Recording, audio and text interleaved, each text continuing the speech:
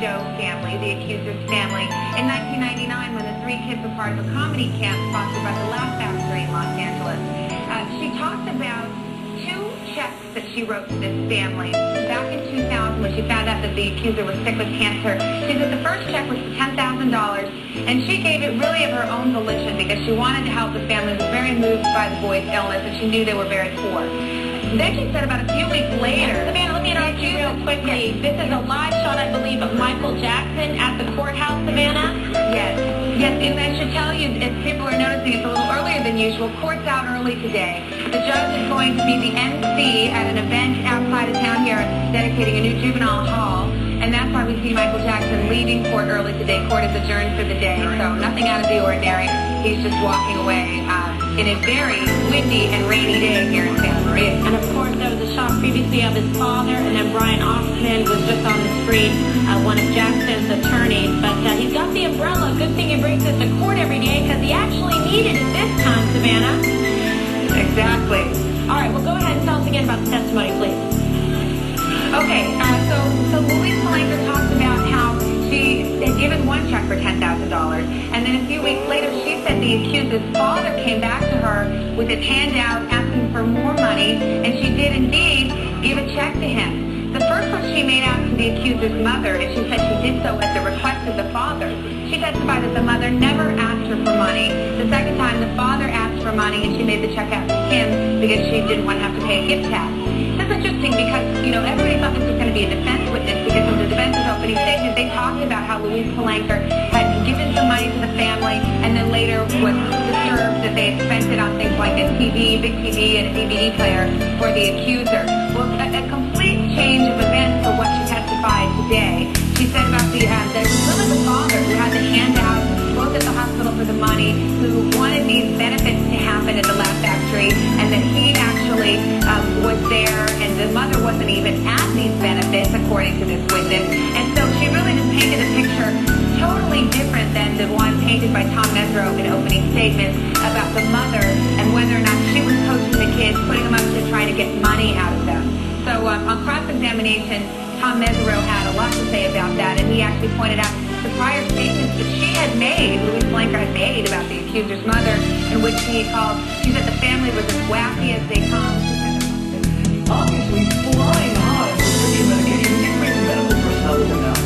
And unlike Terri Schiavo, whose family's trying to save her life, Michael Jackson's family has witnessed this steady corrosion to the point where he can't even come to trial because he's so obviously on another planet with whatever he's taking. Why haven't they pulled these doctors away from him? Why haven't they stopped the horrible disfigurement? All right, now, Julie, I want to keep you there, but I've covered this man for a long, long time. There's a picture of him from today. I can tell because it's got the blue armband on there. But his makeup tends to be ever more increasingly white and pasty. He's lost a lot of weight. He's walking a little better today. I think maybe his back doesn't hurt quite as much. But this is leaving the court. This is a live shot in Santa Maria, California. There goes the umbrella. I'll leave it up to cover him and protect his condition. Just to block the camera view of Michael Jackson conveniently. Here Michael Jackson has made his way to court today at 71 magazines and other explicit adult material. For the center stage in John Mull's fiction trial. A California jury is hearing from police officers on the witness stand today. And today in court turned XXX. Welcome back to Closing Arguments and our special report on the Michael Jackson case. I'm Lisa Bloom. Jurors in the Jackson case are getting an eyeful today. Joining us now outside the Santa Maria courthouse to explain is Court TV's Diane Diamond. Diane, what is the latest? Lisa, we have a little bit of breaking news here first before we get into the substance of today's testimony. An ambulance has just pulled up behind the back of the courthouse here. Now, that is an area where we can physically be, but our cameras are not allowed to be there. Savannah Guthrie has gone around the back. Court was just over today, and people were starting to mill out when we heard that an ambulance had been called. A fire truck has pulled up with a paramedic crew. We understand Mr. Brian Oxman, who is a part of the defense team, may be in some sort of distress. Now, Michael Jackson is coming out live with his father and mother, a family friend, the personal magician to the Jackson family is with them today, but we don't see Brian Oxman coming out the front door. And again, moments before you came to me, we heard a lot of ambulance sirens around. We could see in the back an ambulance pulling up, so we're not quite sure what's going on, but Savannah Guthrie is in touch with me, and she'll let me know as soon as she knows. Diane, I did not miss that you said the personal magician, although I imagine some of our viewers might be like cleaning out their ears wondering what that is all about. I've had the pleasure of appearing on a number of television shows with Majestic, who says he is the personal magician to Michael Jackson.